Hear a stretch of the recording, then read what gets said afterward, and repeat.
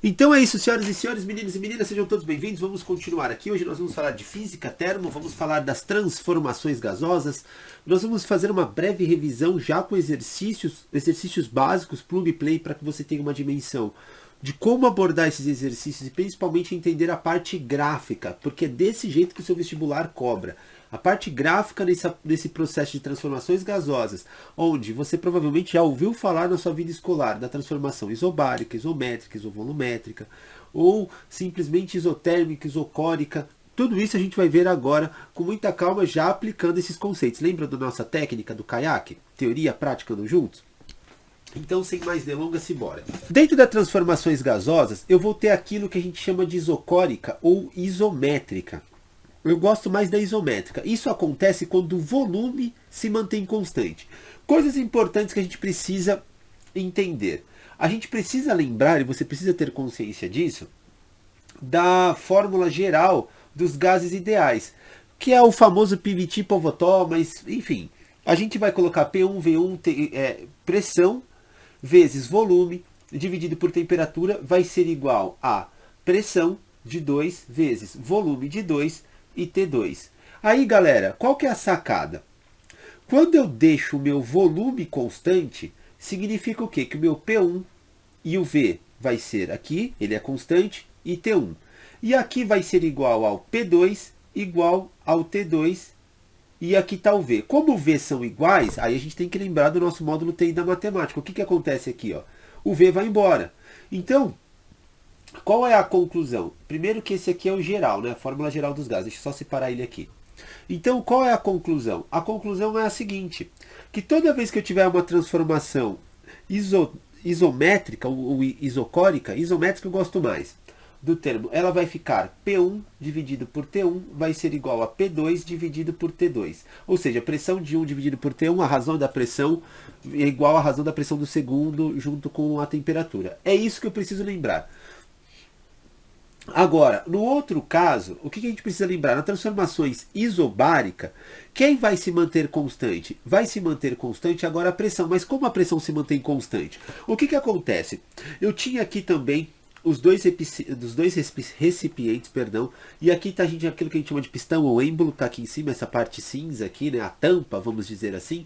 O que acontece? No primeiro momento, ele está bem aqui de boa, volume de 1 e a temperatura de 1, tá beleza. Aí o que acontece? Eu vou fornecer energia em forma de calor aqui, ó, energia. Que a gente já descobriu que isso aqui é o quê? Eu estou fornecendo energia. Se eu estou fornecendo energia através de uma chama ligada, o que acontece com as moléculas que estão aqui dentro desse recipiente? Elas vão ficar mais agitadas, beleza? Elas vão bater com mais força agora nas paredes desse meu recipiente. E o que vai acontecer? Ela vai fazer com que esse êmbolo, esse meu pistão, suba. Beleza? Se ele sobe, o que está acontecendo? Ele sobe e meu volume aumenta, beleza? Isso é uma conclusão muito importante que vocês sempre se embananam nessa parte. O meu volume aumenta. E se o meu volume aumentou, eu estou diminuindo a minha pressão. Ou seja, a pressão nesse primeiro momento ela vai ser igual ao do segundo momento. Mas por quê? Se mesmo eu oferecendo energia em forma de calor, a pressão continua a mesma, porque eu aumentei o volume. Beleza? E qual é a conclusão? De novo, os gases ideais, aqui a fórmula não é P, só que dessa vez vai ser o P vai ser constante. Então vai ter V1, T1. Vai ser igual, o P2 não tem, é P só. Aqui vai ficar V2 dividido por T2. Aí qual é a sacada? Qual é a grande conclusão aqui? A gente vai chegar à conclusão que para transformações isobárica, o que eu vou ter? O P com P vai cortar, porque eles são iguais, valores idênticos, então vai ficar V1 dividido por T1 é igual a V2 dividido por T2. Beleza? Então essa vai ser a minha fórmula para transformações isobárica. Coisas importantes antes do nosso exercício. De novo, o último caso que está faltando aqui é quando a temperatura ela vai ser constante, beleza? Então, para esse último caso, vamos olhar aqui minha fórmula geral. P1V1 dividido por T é igual P1V2 e o T. O que acontece aqui? Quando a temperatura é igual, eu posso cortar. Ou seja, qual é a conclusão? Quando eu tenho uma transformações isotérmica, então vai ser o produto V1 vezes P1 é igual. Aqui é 2, ó, foi mal. P2 e V2. está aqui e essa vai ser a minha solução para isso. Para que tudo isso possa ocorrer, em comparação, tanto a pressão e o volume eles vão diminuindo ou aumentando para equilibrar ali a relação que a gente vai ter. Vamos para a prática, que isso vai ficar mais tranquilo, e principalmente a questão de construções de gráfico. Qual que é a sacada? O primeiro exercício ele vai dizer assim: o volume ocupado por uma certa massa de gás ideal varia com a temperatura absoluta de acordo com a tabela. Galera, a temperatura absoluta sempre é em Kelvin. Eu não posso esquecer do nosso amigo Kelvin, não é graus Celsius. Sistema Internacional de Medidas, eu não posso esquecer disso. Tá, que medida o gás está... que tipo de transformação o gás está sofrendo? Observem só, que tipo de transformação o gás está sofrendo na A? Quem que está variando aqui? O volume está variando? Está variando o volume. Está variando a temperatura? Está variando a temperatura. Então eu vou olhar para essas transformações gasosas aqui e vou perguntar, quando a pressão é constante, está vendo? Ó, variou o volume e variou a temperatura, então quer dizer que a pressão é constante. Quando a pressão é constante, que tipo de transformação é? Isobárica. Beleza? Já respondi a primeira questão. O item A. Agora é a parte mais interessante aqui. Eu vou fazer desse... aqui mesmo. Não, vou fazer aqui. Sacada.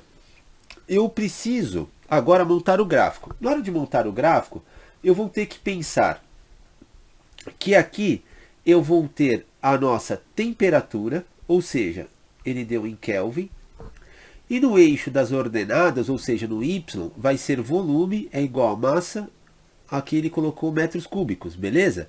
Qual que é a sacada? Eu vou aqui andar de 1 e 1. Ixi, eu vou ter que ir até o 6. Aqui, ó. 1, 2, 3, 4, 5, 6. Beleza.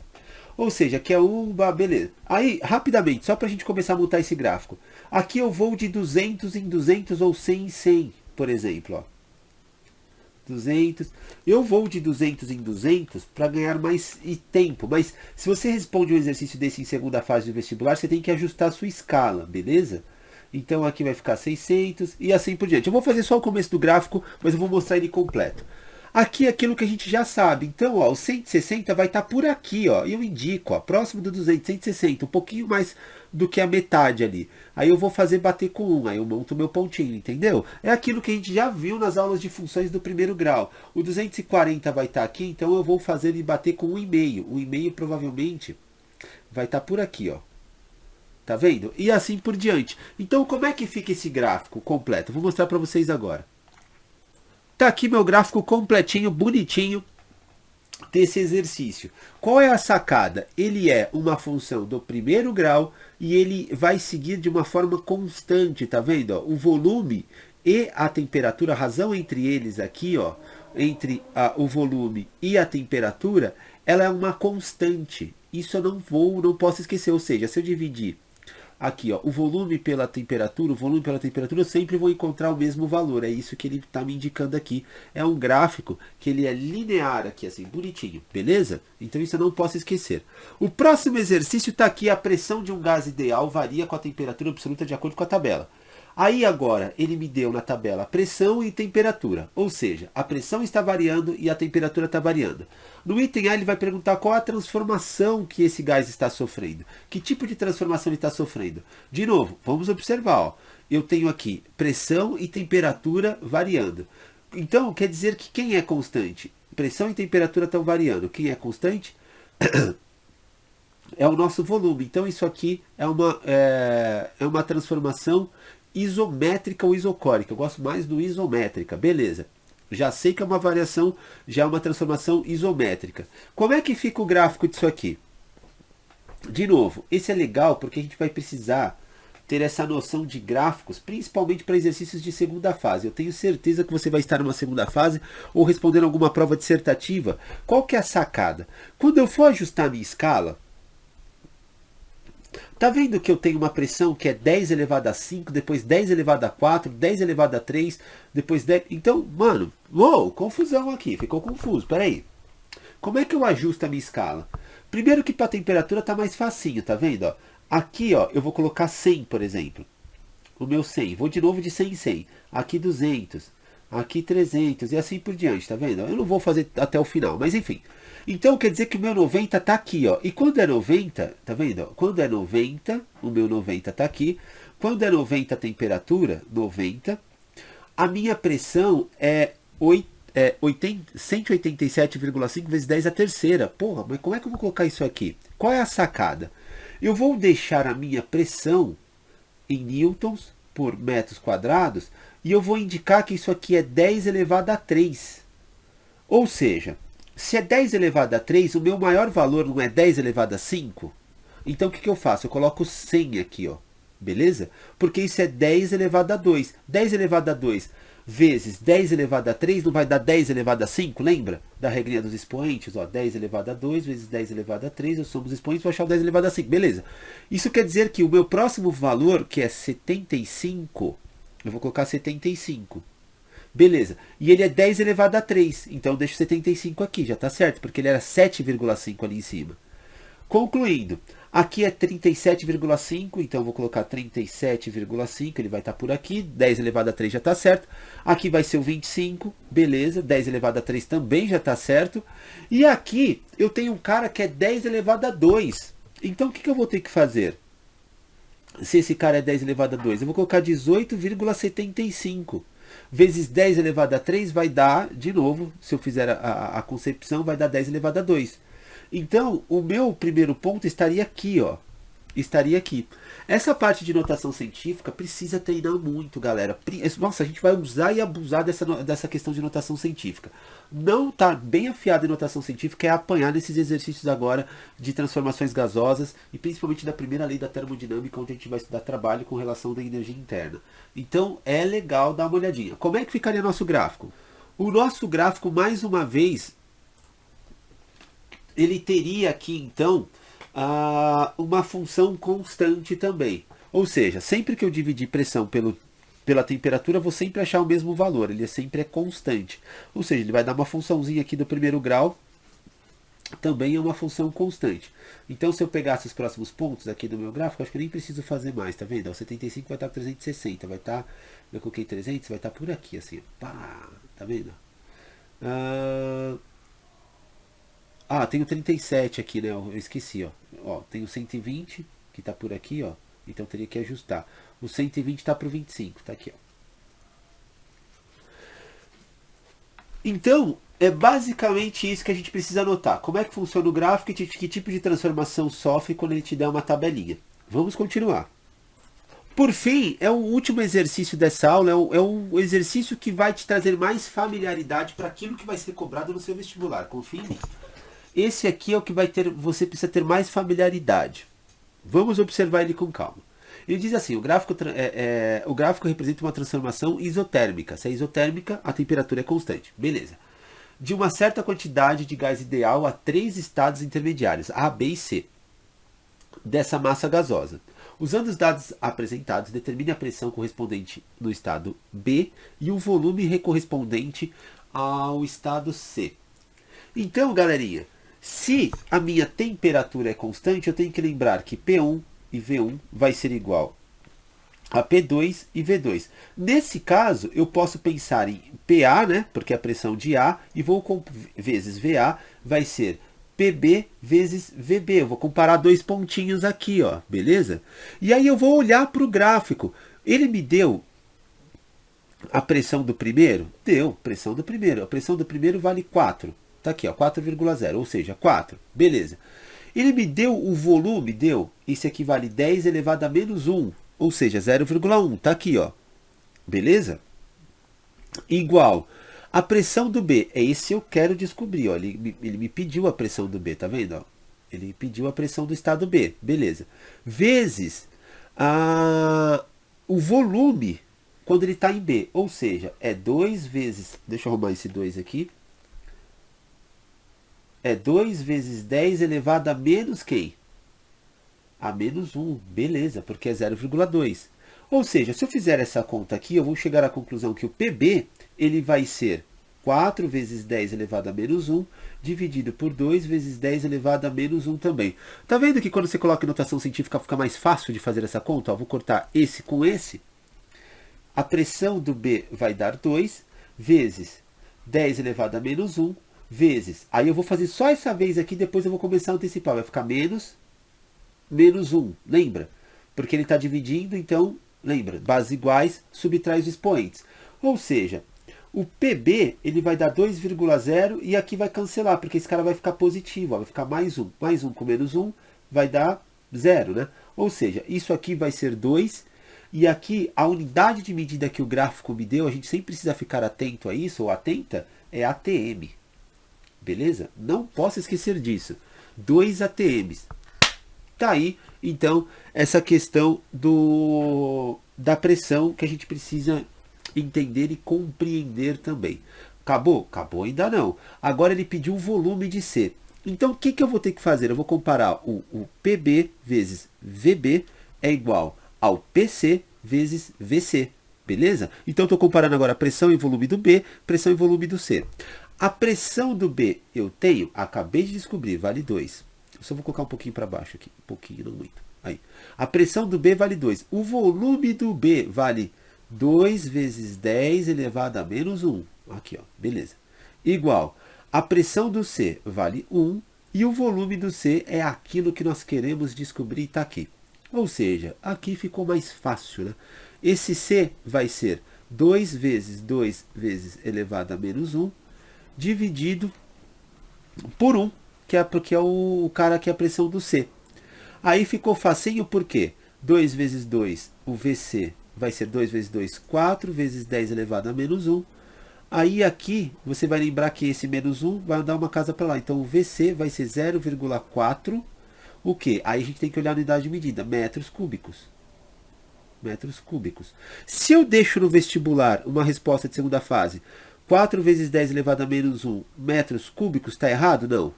Não está errado. Porém, a grande dica que eu deixo para vocês é, se o enunciado já deu assim com 0,2, 0,3 os algarismos significativos, responda da mesma forma. Responda da mesma forma. Beleza? Essa é a grande dica, mas assim você não perderia ponto, beleza? Estaria certinho também. Então, o exercício para a gente começar a introduzir a ideia de gases aqui, lembrando que daqui a pouco nós vamos falar sobre a lei do Clapeyron, é a famosa, eu vou deixar aqui do lado já, ó, a famosa por você, lembra? Por você, ou seja, pressão e gás. Desculpa, a pressão e o volume de um gás ideal, ele vai ser igual ao número atômico, e eu vou explicar para você como é que se calcula esse número atômico bem passo a passo, filezinho na próxima aula, vezes, lembra, por você nunca.